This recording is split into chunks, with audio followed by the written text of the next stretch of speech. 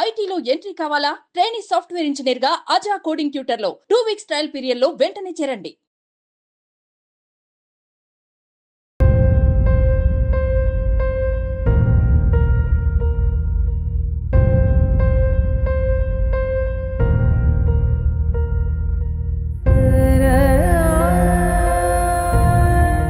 నమస్తే, welcome to Suman TV. Nizamabad జిల్లాలో విషాదం చోటు చేసుకుంది. జానపద కళాకారిణి శృతి ఇవాళ తిరిగిరాని రోగాలకు వెళ్ళిపోయింది.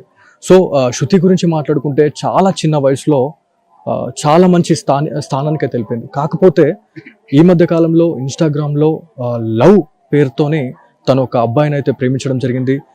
తన్ని ఒక 20 రోజుల కిందనే పెళ్లి చేసుకుంది. ఇవాళ తని వల్ల లేదు. అసలు ఏం జరుగుతా ఉంది అంటే ఈ మధ్య కాలంలో సోషల్ మీడియా ప్రభావంతోనే చాలా మంది చనిపోతా ఉన్నారు. కాకపోతే శృతి గురించి మాట్లాడుకుంటే చాలా మంచి పేరుంది. సో ఆ అమ్మాయి ఇక్కడ కూడా ఆత్మహత్య చేసుకోదు అనేది చాలా వరకు కూడా బలంగా వాళ్ళు నమ్ముతా ఉన్నారు. కాకపోతే నిన్న నుంచి కూడా ఇప్పటి వరకు ప్రతిదీ కూడా ఆత్మహత్య చేసుకొని చనిపోయింది శృతి అనేది చాలా వరకు కూడా ప్రతి న్యూస్ ఛానల్లో మనకు వైరల్ అవుతుంది. కాకపోతే వీళ్ళ వర్షన్ మాత్రం వేరు. సో వాళ్ళ తల్లిదండ్రులు ఉన్నారు. సో ఒకసారి వారితో మాట్లాడు. సార్ మీరు చెప్పండి, అంటే శృతి గురించి మాట్లాడుకుంటే చాలా ధైర్యం ఉంది తనకి, అన్నిట్లో గెలిచి వస్తా అని చెప్పేసి సవాల్ చేసే క్యాండిడేట్ ఇవాళ ఆత్మహత్య చేసుకుంది అని చెప్పేసి చాలా మంది చెప్తా ఉన్నారు. సో ఇది ఆత్మహత్యనా లేకపోతే హత్యనా? హత్య అనుకుంటా ఉన్నారు. అంటే మీకు ఎట్లా, మీరు ఎందుకు ఇది కన్ఫర్మ్ చేస్తా ఉన్నారు? హత్య అని మీరు ఎట్లా అంటా ఉన్నారు? నాకు వాడి మీద అనుమానం, నాకు డౌటే. వాడి మీద అప్పుడే చెప్పిన అమ్మాయికి, అద్దు బెట వాడు మంచిగా లేడు, ఆడి ముఖం చూస్తున్నట్టు కొట్టిందా అన్న. నాకు నచ్చింది నేను చేసుకుంటాను చెప్పి అమ్మాయి వెళ్ళింది. వాళ్ళు ఏమో మోసపించి అమ్మాయిని తీసుకొని వెళ్ళి అట్లా చేసిండ్రు. ఈ మధ్య అంటే నిన్నటి నుంచి నేను వేరే వాళ్ళతో కూడా మాట్లాడినాను. మీ ఇంట్లో ఆల్రెడీ మీ అన్ననో తమ్ముడో ఎవరో చనిపోయినారు. చనిపోయిన 3 days తర్వాతనే తను వెళ్ళిపోయింది. అంటే మీరు సపోర్ట్ చేసినారు ఆల్రెడీ శృతికి, నేను చేసా బిడ్డ అని చెప్పేసి మీరు భరోసా ఇచ్చినా కూడా తను ఎందుకు వెళ్ళిపోయి తను పెళ్లి చేసుకున్నది అనేది చాలా పెద్ద క్వశ్చన్ ఉందండి. ఒకవేళ మీ చేతుల మీదుగా ఇది అంతా చేస్తే శృతి ఎలా బతికేది అని మేమంటున్నాం. సో దీని గురించి మీరు ఏం చెప్తారు? అంటే వాడు మోసం చేసి తీసుకెళ్ళిండు కదా, మోసం తీసుకొని పోవట్ల అమ్మాయి మన మాటేం లేదు.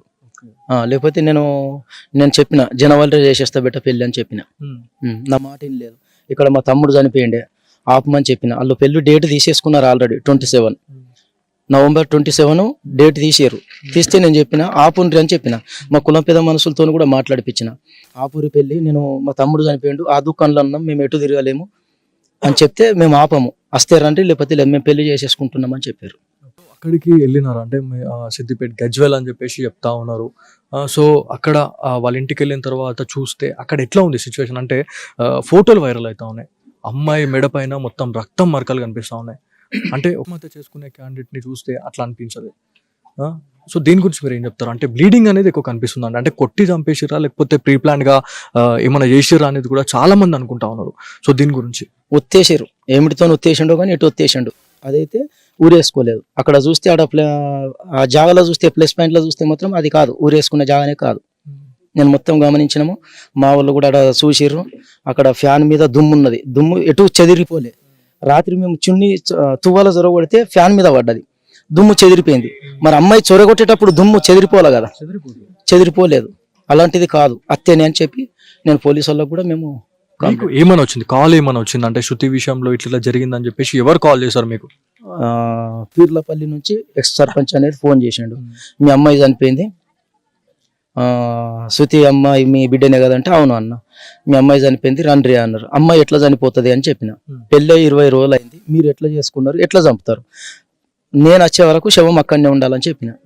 శవం లేదు, మేము పోయేసరికల్లా మేము అందరం ఇక్కడ కార్లు మాట్లాడుకొని ఒక 5 కార్లు తీసుకొని వెళ్ళిపోయిందాకంటే శవం గజ్వేల్లో తెచ్చిపెట్టారు. అంటే వాళ్ళు నిర్ధారించుకున్న తర్వాతనే మీకు చెప్పారు. కాకపోతే ఒక అమ్మాయి చనిపోయిన తర్వాత అది డెడ్ బాడీ అయిపోతుంది, అమ్మాయి కాదు తను డెడ్ బాడీ అయిపోతుంది. అప్పుడు పోలీస్ అధికారులు వచ్చేసి వాళ్ళు పూర్తిగా ఇన్వెస్టిగేషన్ చేసిన తర్వాతనే, పంచనామా విషయంలో అంత చేసిన తర్వాతనే వాళ్ళు బయటకు పంపించాలి బాడీని. మరి వాళ్ళు ఎందుకు టచ్ చేసిరు అనేది చాలా పెద్ద క్వశ్చన్ ఉందండి. సో ముట్టుకునే అధికారం లేదు వాళ్ళకి. అదే క్వశ్చన్ వేసినాం సార్, కానిస్టేబుల్ కూడా ఎస్ఐ కూడా అదే క్వశ్చన్ వేసినాం. మీరు శవాన్ని ఇక్కడికి వెళ్ళి మీకు తీసుకుపోయే అధికారం ఎవరు ఇచ్చారు? మేము ఉండాలి కదా, తల్లిదండ్రిని అయితే నేను ఉండాలి కదా, నేను లేదు మీరు శవం ఇట్లా జరిపారని చెప్పిన. అంటే వాళ్ళు ఏం సమాధానం చెప్తలేరు. బాడీ పడ్డది, చనిపోయింది, తీసుకువెళ్ళినాం, వీడు ఎట్లా వస్తామంటారు. పోలీస్ అధికారులతో మీరు మాట్లాడిరా, మరి మీరేం చేస్తా ఉన్నారు అనే దానిపైన? అంటే ఇప్పుడు పోలీసులు చేసే పనిని వాళ్ళు చేస్తున్నారు, అంటే ఆడ ఏం జరుగుతా ఉంది, ఇవన్నీ హత్యలు ఇవన్నీ చూస్తే ప్లాన్ ప్రకారం చేశారని మాకు ఫుల్ డౌట్. 100% వాళ్ళు ప్లాన్ ప్రకారమే చేశారు. నా అమ్మాయిని చంపేసారు, ఆడైనా చెప్తా, చంపేసారు, నా అమ్మాయిని చంపేసారు. నా అమ్మాయి చనిపోదు, నాకు కాన్ఫిడెంట్, అది పక్క నాకు గుర్తు. నాకు షరతు చేసి సవాల్ చేసింది నాకు. చాలా మందితో కూడా మేము మాట్లాడినప్పుడు వాళ్ళు కూడా అదే చెప్తున్నారు. అంటే ఇంత పెద్ద ఇన్సిడెంట్ జరిగినప్పుడు ఒక ప్రైవేట్ వెహికల్ తీసుకొని పోవాల్సిన అవసరం ఏముంది, అంటే ఒక అంబులెన్స్ అన్న తీసుకొని వాళ్ళు అక్కడ స్థానిక జీజేహెచ్ కావచ్చు, ప్రభుత్వ ఆసుపత్రికి వాళ్ళు తీసుకొని పోవాలి. మరి వాళ్ళు ప్రైవేట్ వెహికల్ తీసుకొని అక్కడికి వెళ్ళడం అనేది ఎంతవరకు కరెక్ట్ అనేది కూడా చాలా మంది అనుకుంటా ఉన్నారు. సో ఇదంతా 100% హత్యనే అని మీరు అనుకుంటారు? 100% హత్యనే. ఆడ ప్లాన్ ప్రకారమే చేశారు. వాళ్ళు కూడా బందోబస్తు పెట్టుకున్నారు. మేము 5 కార్లలో వస్తున్నాం అనగానే బందోబస్తు పెట్టుకున్నారు. ఎక్కడ చూసినా వాళ్ళే ఆర్మీ వాళ్ళు లాఠీలు పట్టుకుని ఉంటారు సార్. మొత్తం ఏడ చూసినా ఇంటికి పోదామంటే ఇంటికి మమ్మల్ని రానియలేరు. 4 అంటే మేము ఆ కాడికి కూడా 6-7 పోయినాం పోలీసు వాళ్ళతో. మా వాళ్ళు వెనుక కారు ఫాలో అయితే కూడా కారుని ఆపేసారు. మేము ఎక్కిన కారుని వెహికల్ని పోలీసు వాళ్ళు ఆపేసారు. మీ వాళ్ళు రావద్దాను, ఆడ ఏమన్నా రచ్చ చేసారు అనుకో మీ మీద కేసు ఫైల్ చేస్తామన్నారు. ఎట్లా చేస్తారన్న, మేము ఎందుకు చేస్తాం? ఆడ మేము ప్లస్ పాయింట్ చూసేందుకు వస్తున్నామా అంటే మమ్మల్ని రానియలేరు. ఎంతమంది అయితే పోయినామో 6 అంతమంది మేము పోయినాం. ఆడ అన్నారు కేసులు చేస్తామని చెప్పేసి ఎవరు అన్నారు మీకు? కానిస్టేబుల్, అదే ఎస్ఐ ఉన్నాడు, సిఐ ఉన్నాడు, కానిస్టేబుల్. అంటే ఏం జరుగుతుందని చెప్పేసి చూడడానికి వచ్చిన వాళ్ళ మీద కేసులు చేస్తే మరి వాళ్ళు ఎవరైతే ఇప్పుడు అమ్మాయిని అతి దారుణంగా చంపేసినట్టే కనిపిస్తూ ఉంది, మరి వాళ్ళని ఏం చేస్తూ ఉన్నారంట, వాళ్ళపైన ఎలాంటి చర్యలు తీసుకుంటున్నారు అనేది మనం అడిగిరా? మరి మీరు అడిగినాము. వాళ్ళు ఏమంటున్నారంటే మీరు ఏ కేసు చేద్దామంటే ఆ కేసు చేస్తాం, మీరు ఏ విధంగా చెప్తే ఆ విధంగా చేస్తాం. అటెడ్ మర్డర్ కింద పక్క చంపిండు కదా, చంపినట్టే అన్ని జీవిత ఖైదీ వెళ్ళకుండా చేస్తామని అన్నారు. వాళ్ళు అందరూ అక్కడే ఉన్నారా లేకపోతే పారిపోయారా, అట్లాంటిది ఏమైనా ఉందా అండి? పోలీస్ స్టేషన్ లేచినామని చెప్పారు, మాకు చూపించలే. నేను ఆల్రెడీ అన్నా మాకు అల్లని చూపిరు, నాకు నమ్మకం లేదు వాళ్ళు అన్నో ఉన్నారు అని నేను అన్నా. మాకు అల్లని చూపిరు, లేదా ఏ కేసు వద్దు అన్న కొన్ని పెట్టరా నీ చంపేస్తా అని చెప్పిన. ఏది చెప్పలేరు వాళ్ళు, మీరు నడురా అన్నారు. ఇంత చిన్న వయసులో తను జానపద కళాకారినిగా తను ఎదిగింది. సో ఎక్కడ కూడా మీరు నో చెప్పలే, ప్రతి దాంట్లో మీరు సపోర్ట్ చేసుకుంటూ వచ్చారు. కాకపోతే ఈ పెళ్లి విషయంలో తను ఖచ్చితంగా రాంగ్ స్టెప్ వేసింది అనేది నేను అనుకుంటున్నాను, చాలా మంది అనుకుంటున్నారు, చాలా మంది వేసిందనే నేను అమ్మాయికి చెప్పిన. నాన్న నీకు మంచి సంబంధం నేను చేస్తా బేట, నాకు ఉన్న అద్దెకరం అమ్మేసి నీకు మంచి సంబంధం ఇస్తా అని చెప్పిన. ఏం లేదు నా మాట. ఈ మధ్య కాలంలో చాలా మంది తల్లిదండ్రులకు ఇప్పుడు ఇట్లాంటి మానసిక శోభ ఇట్లాంటివి పెట్టిపోతా ఉన్నారు ఇప్పుడున్న పిల్లలు. సో వాళ్ళకు మీరు ఏం చెప్పాలనుకుంటున్నారు అంకుల్? అంటే చాలా మంది మాతోటి పిల్లలు ఎవరైతే ఉన్నారో వాళ్ళకు మీరు ఏం చెప్పాలనుకుంటున్నారు? అంటే తల్లిదండ్రుల మాట వల్ల ఒక్క మనిషి కూడా వినట్లేదు. సో పెద్దల మాటలు సద్దిమూటలు అనేది ఒకటి మనం వింటుంటుండే. సో మీ మాటలు ఇవాళ వినుంటే ఇవాళ ఖచ్చితంగా అమ్మాయి శృతి ఇక్కడ ఉండేది. సో దీని గురించి మీరు ఏం చెప్తారు 2 తెలుగు రాష్ట్రాల ప్రజలకి? ఇలాంటిది ఇంకో అమ్మాయికి ఎలాంటిది అమ్మాయికి జరగకుండా చేయాలి, ఆడికి జీవిత ఖైదీ చేసేటట్టు చేయాలని చెప్తున్నా. ఎక్కడి వరకు వచ్చింది అంటే ఇప్పుడు డెడ్ బాడీ ఎక్కడి వరకు వచ్చింది? అంత్యక్రియల్లో భాగంగా ఎవరైనా వచ్చే వాళ్ళు ఉన్నారా? ఇంకేమైనా? ఎవరు రాకొచ్చారు, శవం నప్ప చెప్పేసి వెళ్ళిపోయారు వాళ్ళు, వెళ్ళిపోయారు. సో పోచారం శ్రీనివాస్ రెడ్డి గారికి కూడా చాలా అతి సన్నిహితురాలు శృతి అని చెప్పేసి మాకు ఒక ఇన్ఫర్మేషన్ ఉంది. సో అంటే ఇప్పుడు తను ఎన్నిసార్లు ఎమ్మెల్యేగా నిలబడ్డా కూడా తను జానపద గేయంతోనే ఏదైతే పాటలతోనే ప్రతి గ్రామం తిరుగుతూ ఇలా మనకి ఎమ్మెల్యేగా గెలిపించింది అంటే అదొక శృతి అని చెప్పేయాలి. సో పోచారం శ్రీనివాస్ రెడ్డి అంటే శృతి అంటే పోచారం శ్రీనివాస్ రెడ్డిగా మనకి ఎలక్షన్ టైంలో కూడా మనం ప్రతిదీ వింటుండే. సో ఎమ్మెల్యే గారికి మీరు ఏమైనా చెప్పాలనుకున్నారు ఈ విషయం పైన? ఎమ్మెల్యేకి ఏం చెప్పేది, నా బిడ్డ అయితే ఏంది ఏమన్నా హెల్ప్ చేస్తే చెయ్యని, లేకపోతే లేదు. ఆయనకైతే ఎప్పుడైనా కూడా ఎలక్షన్లో అప్పుడు మొత్తం 24 hours ఆయనకు టైం ఇచ్చింది పోచారం శ్రీనివాస్ రెడ్డికి. ఆయన దయదలిచి మా మీద ఏమన్నా అభిప్రాయం ఉండి మాకేమన్నా దయదలిచి ఏమన్నా చూస్తే సంతోషం, లేకపోతే లేదు. మొత్తానికి తిమ్మాపూర్లో అయితే మనం ఇక్కడికి వచ్చినాము. శృతి వాళ్ళ ఫ్యామిలీ మెంబర్స్ ఇవాళ శృతి లేదు అనే వార్తని వల్ల జీర్ణించుకోలేకపోతా ఉన్నారు. ఈ మధ్య కాలంలో సోషల్ మీడియా ప్రభావంతో చాలా మంది కాదు ప్రతి ఒక్కరు కూడా ఇవాళ ఇన్స్టాగ్రామ్లో ఒక అబ్బాయి కావచ్చు లేకపోతే ఒక అమ్మాయి కనబడితే వాళ్ళకి అట్రాక్ట్ అవుతా ఉన్నారు. వాళ్ళకి మెసేజ్ చేయడం, వాళ్ళ నుంచి మనకి రిప్లై వచ్చిన తర్వాత అసలు ఆ ఆనందం కూడా అసలు కట్టలు తెంపుకోపోతా ఉంది. సో వాళ్ళు మంచోళ్ళ చెడ్డోళ్ళ అని పక్కన పెడితే మాత్రం వాళ్ళు ఒక ఫ్రెండ్ నుంచి ఒక లవ్ ట్రాక్లోకి వెళ్ళిపోతా ఉన్నారు. లవ్ ట్రాక్ నుంచి ఇవాళ తిరిగి రాని లోకలకైతే వెళ్ళిపోతా ఉన్నారు. ఇవాళ శృతి వాళ్ళ ఫ్యామిలీ మెంబర్స్ మాట వినుంటే ఖచ్చితంగా శృతి వాళ్ళ బతుకుండేది. సో ఇదంతా కూడా ప్రీ ప్లాన్ మర్డర్గా చెప్తా ఉన్నారు. ప్రతి న్యూస్ ఛానల్లో కూడా మనకు ఏమని చెప్తా ఉన్నారంటే శృతి ఆత్మహత్య చేసుకొని చనిపోయింది అని చెప్పేసి ప్రతి ఒక్కరు చెప్తా ఉన్నారు.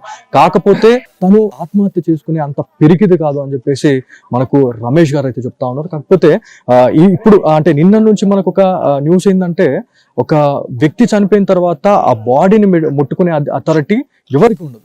ఒక పోలీస్ అధికారులు కూడా వచ్చిన తర్వాత, ఉన్నత అధికారులు వచ్చిన తర్వాత అసలు ఏం జరిగింది అనే దానిపైన ఒక సమగ్ర విచారణ చేపట్టిన తర్వాతనే వాళ్ళు బాడీని ముట్టే అథారిటీ ఉంటుంది. సో అదంతా కూడా వాటన్నిటిని ఉల్లంఘించి వాళ్ళు ప్రభుత్వ ఆసుపత్రికి తరలించారా లేకపోతే ఎక్కడికి తరలించారు అనేది కూడా అసలు ఒక డైలమా ఉంది. సో గజ్వేల్కి అయితే తరలించారు అని చెప్పి తెలుసా ఉంది. ఇంకోటి ఏంటంటే, ఒక చిన్న ఇన్సిడెంట్ జరిగితే మనము అంబులెన్స్ సహాయం తీసుకుంటా ఉంటాం.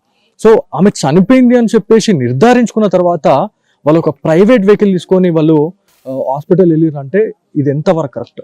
సో ఇక్కడ శృతి వాళ్ళ ఫ్యామిలీ మెంబర్స్ ఎవరైతే ఉన్నారో ఈ ఇన్సిడెంట్ తెలుసుకున్న తర్వాత అక్కడ మాజీ సర్పంచ్ ఎవరైతే ఉన్నారో వాళ్ళకి కాల్ చేసేసి శృతి చనిపోయింది అని చెప్పేసి అన్న తర్వాత తల్లిదండ్రులు ఎవరైతే ఉన్నారో అట్లిట్లా అవుతుంది అని చెప్పేసి మాట్లాడిన తర్వాత వీళ్ళు వెనువెంటనే, సో ఇది ఖచ్చితంగా స్పీడప్ గా ఉంటుంది. ఎందుకంటే ఇప్పుడు అక్కడ అమ్మాయి చనిపోయింది అనగానే వీళ్ళు ఒక్కసారి అలర్ట్ అయిపోయారు. ఒక 4-5 వెహికల్ తీసుకొని వెళ్ళిన తర్వాత అక్కడికి వెళ్ళి చూస్తే అసలు ఎలాంటి ఆధారాలు లేవు. అంటే ఆత్మహత్య చేసుకుందనే ఒక్క దగ్గర కూడా వాళ్ళకి కనిపించలేదు. అంటే ప్రీ ప్లాన్ గా తన్ని ఒత్తేసి చంపేసారు అన్నట్టుగా కనిపిస్తుంది. మళ్ళీ ఇంకోటి ఏంటంటే, మన తోటి కళాకారులతో కూడా మనం మాట్లాడినాం. వాళ్ళ దగ్గరికి కొన్ని వీడియోలు అదేవిధంగా ఫొటోస్ వచ్చినాయి.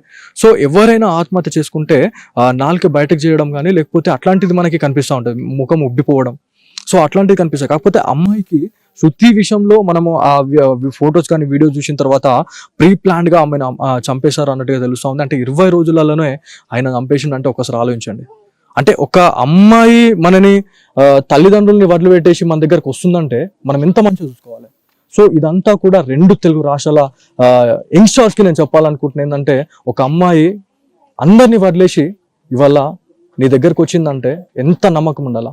సో ఆ నమ్మకంని కూడా రొమ్ము చేసేసి ఈ అమ్మాయిని ఇవాళ చంపేసారు. ఫైనల్ గా మాకైతే న్యాయం కావాలి అని చెప్పేసి మనకి కుటుంబీకులు అయితే చెప్తా ఉన్నారు. చూద్దాం సో రానున్న రోజుల్లో ఎలాంటి యాక్షన్ తీసుకుంటారు అనే దానిపైన అయితే చాలా మంది ఉత్కంఠగా ఎదురు చూసిన పరిస్థితి ఉంది.